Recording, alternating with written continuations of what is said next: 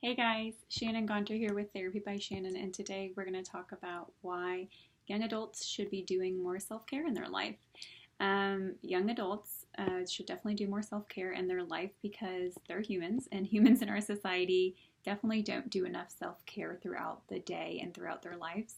But more specifically, young adulthood is a time period where a lot of exciting things are happening, and we often can be forgetful that in order to have enough energy to be present at all these transitions and events and parties and promotions and etc., we have to be in the right headspace. So, hint, hint, hint, we usually aren't in the right headspace because we have so many exciting things going on. Who has the time to hit pause and to do some self care? But we need to find the time.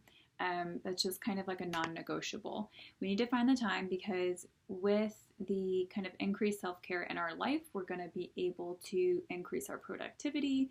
We're going to be able to do some burnout prevention and some stress reduction and increase our physical health as well as just the knowledge of all of our internal workings and our inner beings.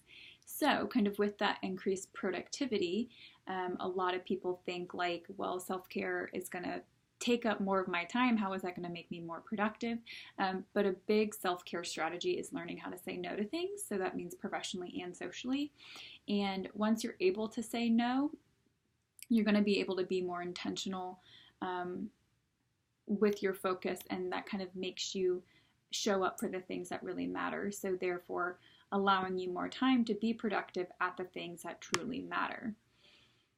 The next thing, of course, is that it prevents burnout. So you can push and push and push until you have nothing else to give. And we've definitely all been there, I'm sure, and don't really want to go back there. But consistent self care can assist you in not turning into that burnout self. And remember that, like, self care is not an emergency or a crisis thing we should be doing. It definitely can help in the crisis situations or in an emergency situation, but we need to be doing it on a regular basis so our body knows what's going on and can be a little bit more prepared and, of course, more preventative of that burnout phase. It can also reduce stress. So the PNS, which is the parasympathetic nervous system, is activated during most self-care items, and this puts our bodies in a more restful mode, therefore lowering the stress and increasing our ability to remain calm for longer periods of time going forward in the future. And kind of similar to that, self-care can help us with better physical health. So similar to what we were talking about with the reduced stress, when we integrate self-care into our day-to-day life, we open up the ability to have a healthier lifestyle. So by clearing out the space internally, whether that's reducing your stress or setting more boundaries, we can make room for the care of our physical bodies as well. And by creating that space for us to make sure that we are eating appropriately and on a regular schedule, we're getting enough sleep, we're moving our body on a regular basis, and maybe even we're seeking, preventative medical assistance as well, which again, therefore, just reduces the chances of you getting the flu or becoming ill or getting a cold or something like that. It also, self-care is going to help you refocus. So practicing healthy self-care throughout the days is essentially like taking little brain breaks. So by allowing your brain to have a micro break, like deep breathing or counting 10, or maybe even a macro break, like getting a massage, you are allowing the body and the mind to like hit reset. And this reset allows you to start fresh and strengthens your ability to focus on the day-to-day tasks a little bit better. And then lastly, self-care can just really help increase your knowledge of self.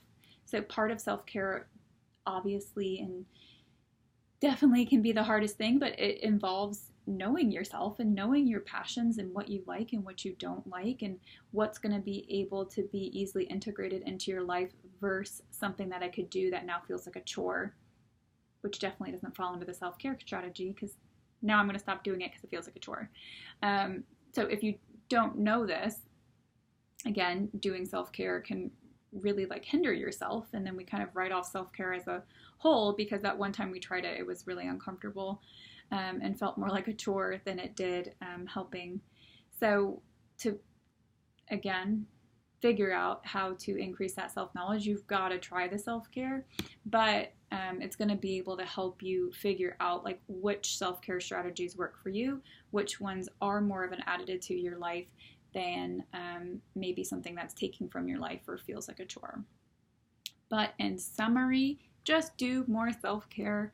I've got other videos and other blogs and other resources on my website at therapybyshannon.com, all surrounding self-care for young adults. So check it out. And if you want to learn more, you can check me out on Facebook or on Instagram at therapybyshannon.com. Bye.